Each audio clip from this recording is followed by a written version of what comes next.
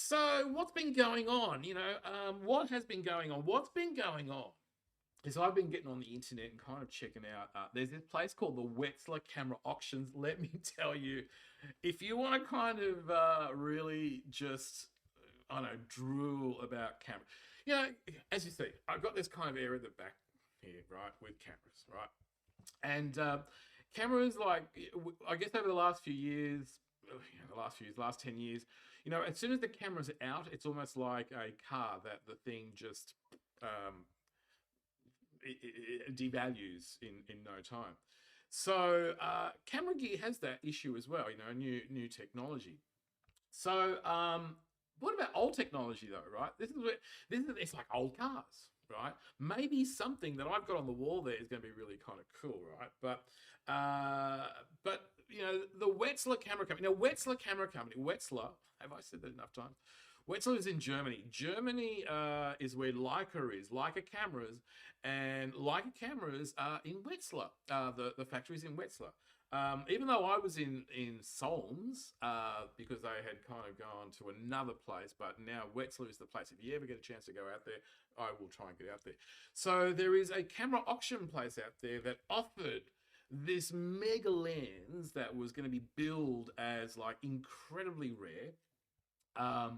And incredibly rare that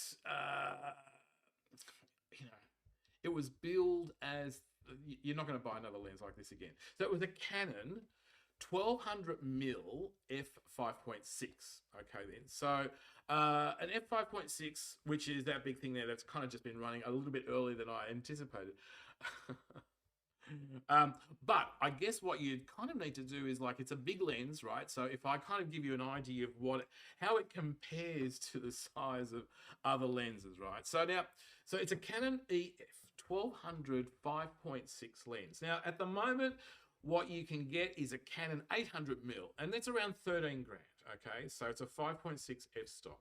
Now, the lens was originally manufactured in the 1990s as a limited quantities, and it was special order only. So there was no there was no lens built unless you actually paid, right? So that was the kind of deal about this lens. So you had to actually pay for the lens before they started to make it for you, making you this lens, right?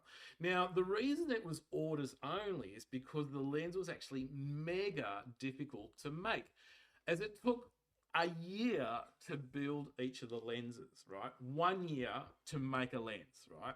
And much of that time was actually spent growing the massive fluorite crystals required for the lens, right? So the lenses itself, right, were made of fluorite. So in Canon, the fluorite glass is like the cleanest glass that you can get through them. So, and if you ever see their lenses, they'll have a green band on them that they're saying that they're using fluorite lenses, right? So this 1200 mil f5.6, there's 13 lenses inside. Well, they call them elements, right? 13 elements in 10 groups, right?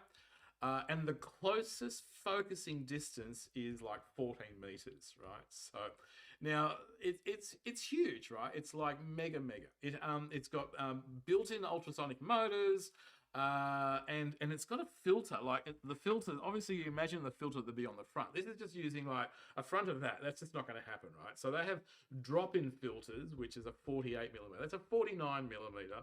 That kind of just pops into the near the body. So they have drop-in lenses, and you'll see if you ever see big lenses, they have drop-in filters, not at the front, but they have them just at near where the lens is, right? So it was thought that less than 100 of the lenses were actually made, right? Because they were on special order. But they reckon that the actual number was probably closer to 20 of them. So, 20 of these lenses got made. And so, it's like, how many of these are going to be around, right? So the original list price, Canon was doing was $90,000. And the company would supposedly make 2 of them a year. That was kind of the idea, right? Now, if you've ever been in the photography world long enough, or you've kind of heard about a place called B&H, B&H cameras in New York, right? So they had one there for like 120,000 in around 2019, right? So apart from them just having a couple of them, there was really just no opportunity to actually buy this lens, right?